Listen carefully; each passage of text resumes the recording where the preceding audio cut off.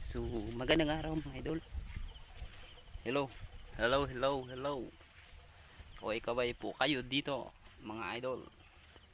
Mga katropa, good morning. So, update po tayo ngayon sa ating farm. Farm ng siling labuyo, I mean, mga idol. So, magandang araw sa inyo. At nandito po tayo ngayon para mayroon po kayong kunting malaman na mga kaalaman ko, mga idol, or kaunting kaalaman ko nga i-share ko sa inyo. So magandang araw sa inyo. Again, nandito po tayo sa ating sili. So na once of experience mga idol. Tingnan nyo po mga idol kung anong damages ng ating siling labuyo. Mayroong mga dahon nga damage or decay. Yan dahil sa yun, marami mga idol sa ilalim. Ayan, nalaglagan yung dahon mga idol.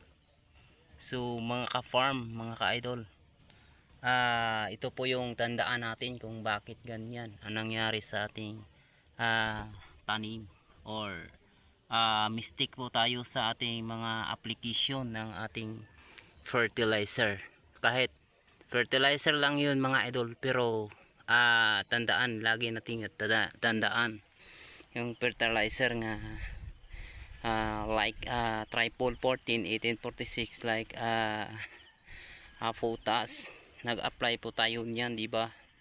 So kung kayo ay mga farmer nga bago lang, so tulad sa amin mga ka-idol, ay nagkaroon ng sira tulad nito mga idol.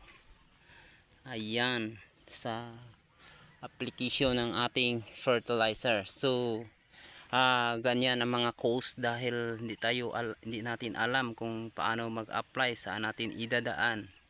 So mga idol, number one, share ko sa inyo, kapag mag-apply kayo ng fertilizer tulad yan, mga fertilizer na yan mga idol, ay wag natin idaan sa taas kundi sa ilalim talaga mga idol. So kailangan talaga idol ay wag natin idaan dito sa mga sanga-sanga or mga dahon na yan, kasi yon ang cause nga masusunog yung ang tanim natin mga idol, dahil sa pagdaan ng fertilizer. Kasi ang sobrang alat, di ba, niyan ng mga fertilizer na yan, maalat siya, maaari pong sunugin ang mga dahon ng ating pananim. So kailangan wag nating idaan dyan dito, wag natin idaan sa taas mga idol, sa top. Dito tayo dadaan talaga sa ilalim ng lupa mga idol, dito. Kasi yun ang dahilan nga nagkaroon o nagulat kami nga yung tanim namin ay nasusunog, kasi dinaan namin sa dahon yung tapon ng ating fertilizer. So kailangan mga idol, kailangan hindi madaanan yung mga dahon niya or mga leaves sa ating tanim, dahil may tendency nga malaya ang ating or matutuyo ang ating mga dahon, like sa sensitive natin mga tanim like this, mga tanim natin nga sili or mga tomato mga idol, sensitive yan. Di lang tulad or okay lang kapag ito ay mga palay or corn, kasi hindi yun matibay yung mga leaves niya. So ito yung sili or sili natin ay hindi masyadong sensitive talaga to mga idol. Pagdadaanan lang yan ng fertilizer ay malalaya talaga or maluluyos or matutuyo. Sa iba mga term is maluluyos sa mga term ng mga Bisaya dyan, pero sa mga Tagalog ay matutuyo talaga yan. So ito yung farm namin ng siling labuyo mga ka-idol. Shout out yan sa mga nagtanim ng labuyo. Hello, hello. Dito na po ang ating pinakamagandang siling labuyo mga idol. Ito ay survivor lang mga idol sa mga nagdaan na bagyong Christine. So ito ay maliliit pa noong nagbagyo.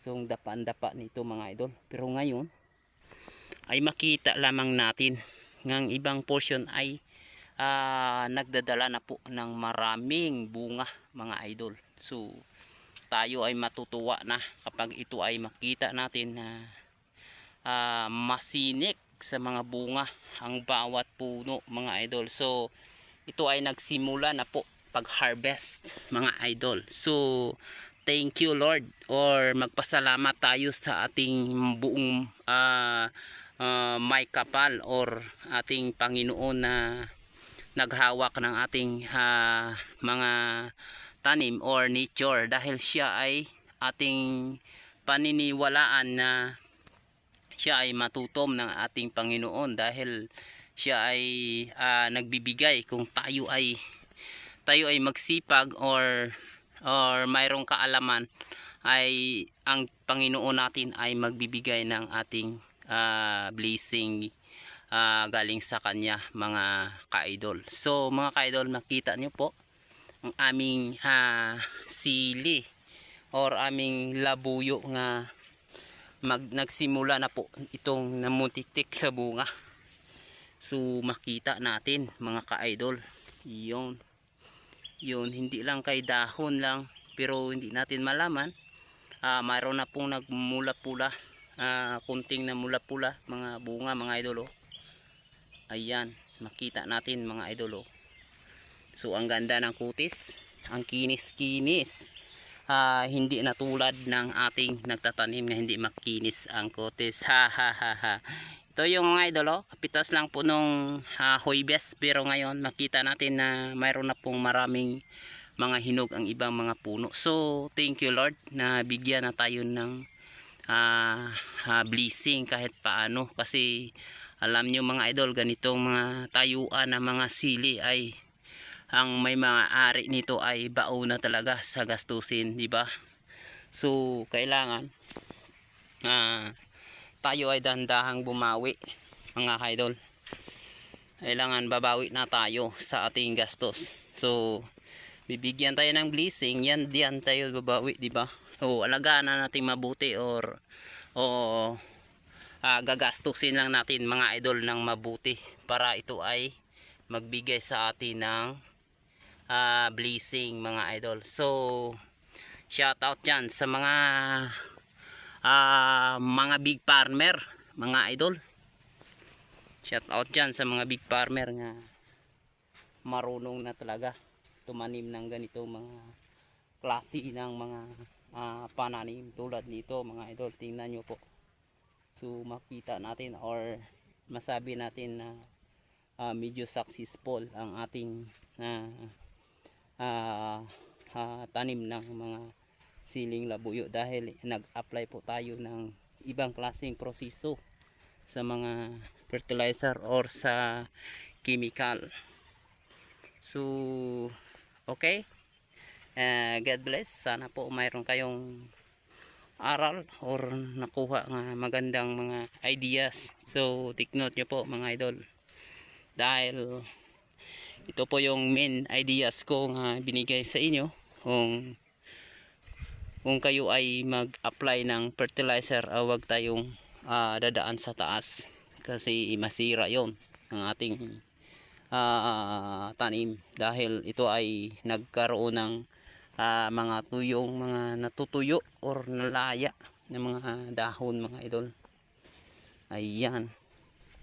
So okay, kung mayroon mga dead o kunti lang, ito mga idol bali lang yun mga idol, kasi hindi kayo makakita dito nga cause of bacterial.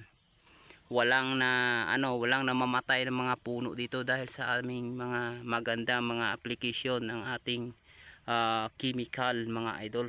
So makita nyo sa ibang mga video natin kung paano kami mag-apply ng mga chemical para sa ating mga sili. Okay.